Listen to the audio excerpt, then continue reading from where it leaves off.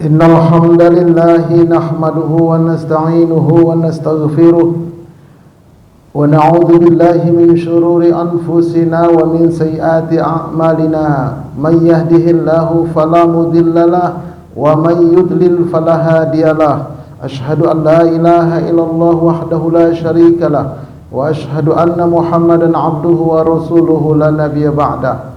Allahumma salli wa sallim ala hadzal nabiyil karim nabiyyina Muhammadin wa ala alihi wa sahbihi ajma'in.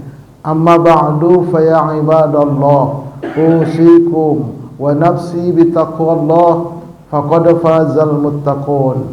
Qala Allah subhanahu wa ta'ala fi muhkami tanzilih a'udzu billahi minasy syaithanir rajim ya ayyuhalladzina amanu ittaqullaha haqqa tuqatih wa la tamutunna illa wa antum muslimun.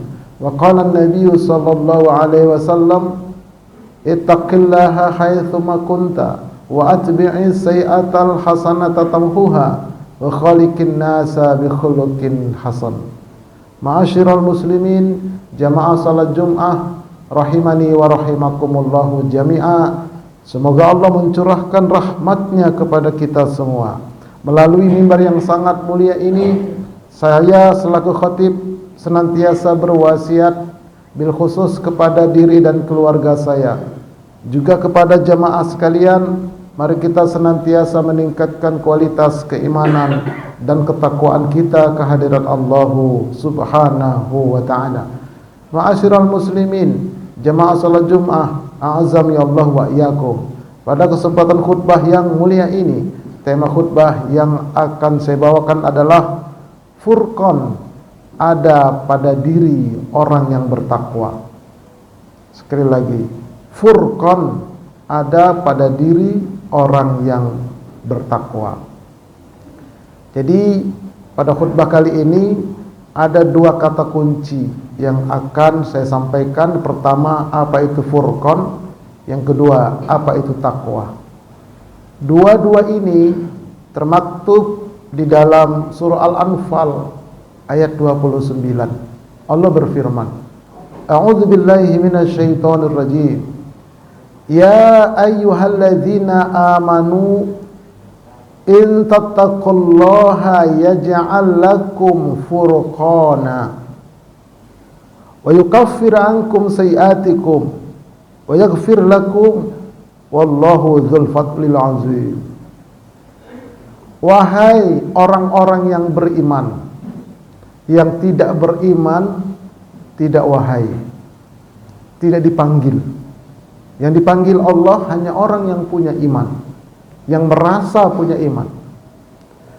Jika kalian menaikkan level kalian menjadi orang bertakwa, maka Allah akan menjadikan pada diri kalian itu furqan. Jadi manusia di sisi Allah ditinjau dari keyakinannya ada 8 tingkatan. Yang paling tinggi adalah orang-orang muttaqin. Makanya Allah berfirman di dalam surah Al-Hujurat, surah ke-49 ayat yang ke-13, apa kata Allah? Inna akramakum indallahi atqakum. Sesungguhnya yang paling mulia di antara kalian semua di sisi Allah adalah yang paling bertakwa. Tuh level paling tinggi. Di bawah orang bertakwa adalah orang mukmin, orang beriman. Di bawah orang mukmin adalah orang muslim, orang Islam. Inilah 3 level aman. Makanya kata Allah, ya ayyuhalladzina amanu, wahai orang beriman, ittaqullaha haqqa tuqatih, bertakwalah kepada Allah dengan sebenar-benar takwa. Wala tamutunna illa wa antum muslimun, dan janganlah kalian mati setidak-tidaknya mati muslim. Kalau bisa mati mukmin, paling bagus mati muttaqin, paling tinggi.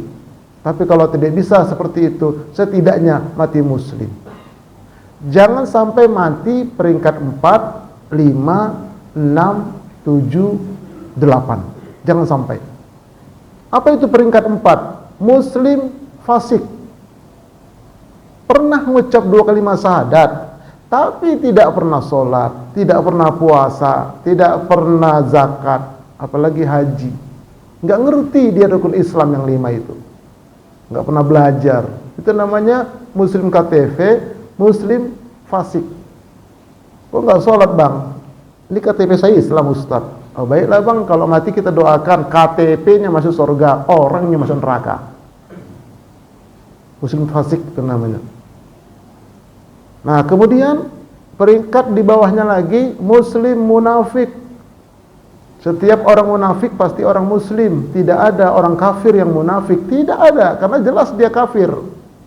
Tapi orang munafik ini casingnya Islam, dalamnya munafik. Makanya di zaman Nabi itu orang munafik ini sholat berjemaah bersama-sama Nabi dan sahabat. Gembongnya namanya Abdullah bin Ubay bin Salul. Berkata selalu dusta, berjanji selalu ingkar, dipercaya dia khianat. Nah itulah munafik itu. Kebanyakan ini pejabat dan anggota dewan di Amerika. Di Amerika sana jauh. Di sini nggak tahu lah. Itu orang munafik. Kemudian di bawahnya lagi muslim musyrik. Dia sholat, dia puasa, dia umroh. Tapi ketika dagangannya pengen laris, dia pergi ke Gunung Kawi, ke Gunung Sindur, pokoknya begitulah. Hati-hati. Muslim musyrik. Di bawahnya lagi murtad, baik itu murtad hakikat maupun murtad nilai. Sudah murtad secara nilai. Siapa mereka? Ketika mereka mengatakan semua agama sama, semua agama benar, yakin begitu, murtad dia. Karena menentang firman Allah, innad dina indallahil Islam. Nah, baru yang paling bawah adalah kafir, orang yang menutup diri terhadap Islam, tidak mau menerima Islam. Mereka beragama tapi tidak mau terima Islam, itu namanya kafir. Ini dari 4 sampai 8, kalau nggak taubat mati pasti ke neraka dan kekal selama-lamanya. Naudzubillah min dzalik. Yang selamat cuma 3, muttaqin, mukmin, muslim. Jadi kata Allah, hai orang beriman, naikkan levelmu menjadi muttaqin, aku kasih furqan. Apa itu furqan? Furqan itu adalah sikap, sifat yang bisa membedakan mana yang hak, mana yang batil, mana yang benar, mana yang salah. Nah, itu namanya furqan. Dengan kata lain, furqan ini adalah radar. Jadi orang bertakwa ini orang yang punya radar. Ketika dia menghadapi sesuatu, oh ini haram ini, dia tinggalkan. Nah, ini halal ini, dia ambil. Hidup radarnya. Makanya orang bertakwa itu, para ulama-ulama salaf dulu, ya, memberikan sebuah definisi yang dikatakan orang bertakwa itu adalah imtisalul awamiri wajtanabun nawahi, mengerjakan semua perintah Allah sekaligus meninggalkan semua larangan Allah. Perintah Allah ada 2 macam, ada perintah wajib, ada perintah sunnah, mustahab. Wajib dikerjakan dapat pahala, ditinggalkan berdosa. Salat 5 waktu, menuntut ilmu dan seterusnya. Kalau sunnah, nah ini kadang-kadang salah pengertian sebagian kaum muslimin. Dikerjakan dapat pahala, betul. Ditinggalkan nggak apa-apa, itu bikin malas. Sunnah itu kalau orang yang bertakwa, dikerjakan dapat pahala, ditinggalkan rugilah dia. Nah itu sunnah, rugi. Kenapa nggak kerjakan ini? Ah, sunnah ini, ah itu rugi dia. Kenapa kamu mengerjakan yang sunnah? Oh iya jelas dong. Nah, ini kan tambahan pahala. Nah, itu orang bertakwa itu dia perintah dikerjakan, wajib ditambah dengan yang sunnah. Sekaligus meninggalkan larangan Allah ada 4 macam. Yang pertama larangan haram, lawan daripada wajib. Yang kedua larangan makruh, lawan daripada sunnah. Makruh itu ditinggalkan dapat pahala, dikerjakan rugilah dia. Nah itu makruh. bukan tidak apa-apa, rugi.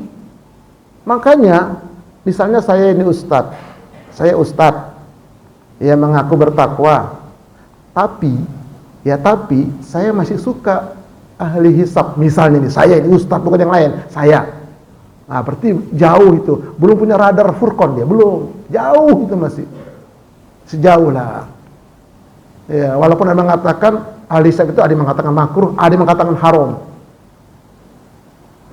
Itu makruh, tinggalkan.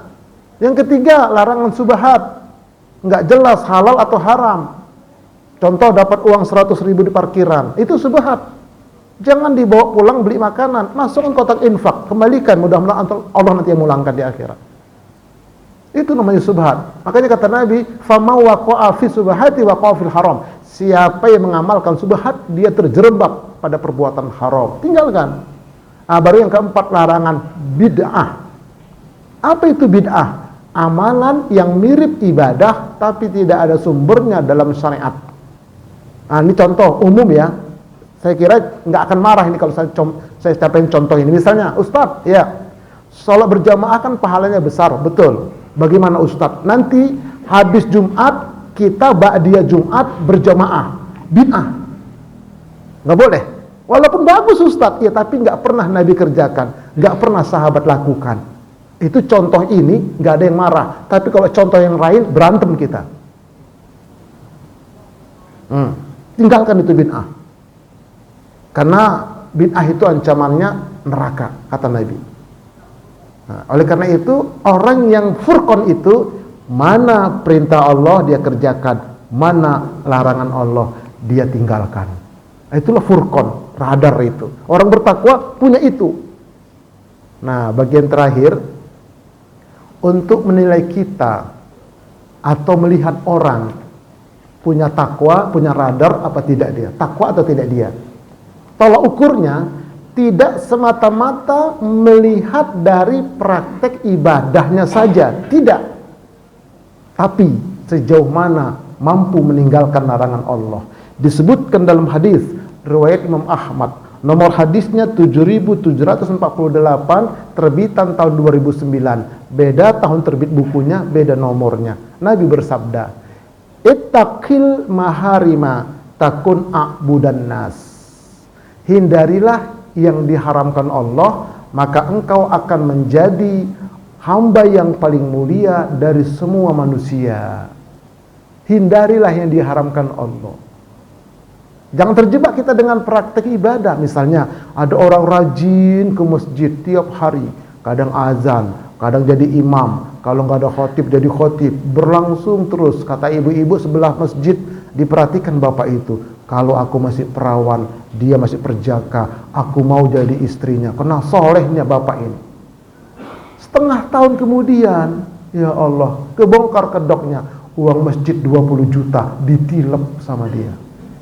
Kata orang, nggak nyangka ya. Nah, makanya jangan lihat dari praktek ibadahnya saja, tapi lihat sejauh mana dia bisa meninggalkan larangan Allah.